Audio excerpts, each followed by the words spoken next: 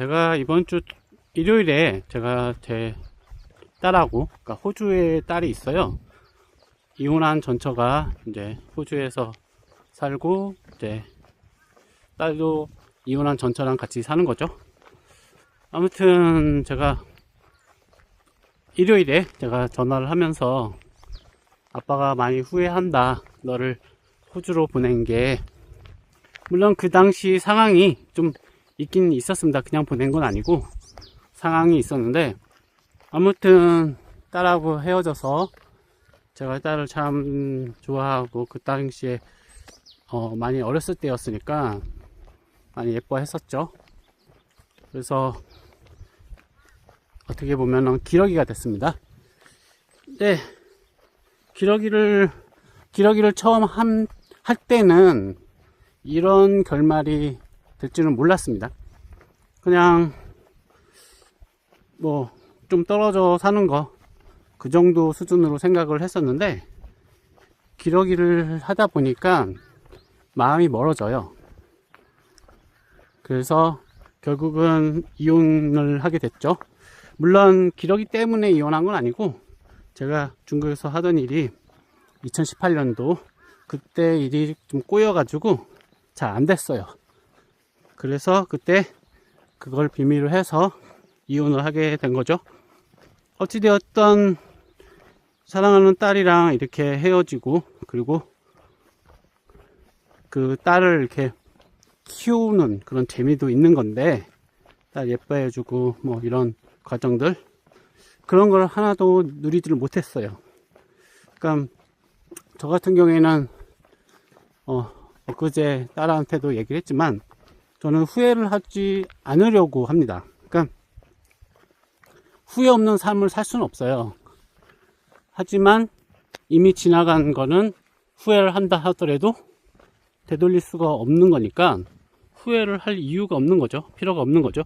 다시 과거로 가서 바꿀 수 있는 그런 건 없으니까. 하지만 딸 문제에 대해서는 후회를 한다. 그거를 보내지 말았어야 되는데, 어려워도 내가 그냥 키우고 같이 살고 그랬어야 되는데, 그랬다면은 딸도 좋고 저도 딸을 사랑하면서 행복을 느낄 수 있고 그런 삶을 살았을 텐데, 어려움이 많았었거든요. 고생이 많았는데, 그때 제 옆에 내 딸이 있었으면은 딸한테 위안을 삼을 수 있고 그럴 수 있었는데, 좀 많이 아쉽다. 뭐 지나간 일이니까 다시 되돌릴 수는 없겠죠. 그렇다 하더라도 후회를 한다면 딸을 호주로 보낸 게 가장 후회된다, 이렇게 보면 될 것 같습니다. 절대로 기러기는 하지 마시기를 바랍니다. 어떻게 될지 몰라요. 그냥 단순히, 물론 사정이라는 게 있으면, 저도 그냥 보낸 건 아니고 그 당시에 어떤 흘러가는 사정이 있었어요. 그렇다 하더라도 그냥 같이 살았어야 했었는데 많이 아쉽다, 그렇게 생각을 합니다. 그 삶이 이렇게 쉽지가 않아요. 살다 보면은 제 딸도 그렇고, 그리고 제 딸이 한테 얘기를 했어요. 한국에 와라, 아빠랑 같이 살자. 그랬더니 이제는 호주에서 이제 완전히 삶이 딱 되니까 한국으로 올 수가 없는 거예요. 한국에 와서 다시 적응한다? 딸한테는 굉장히 어려운 일이죠. 호주에서 완전히 호주 사람으로 살고 있는데, 그래서 딸은 그냥 호주에서 계속 살 것 같습니다.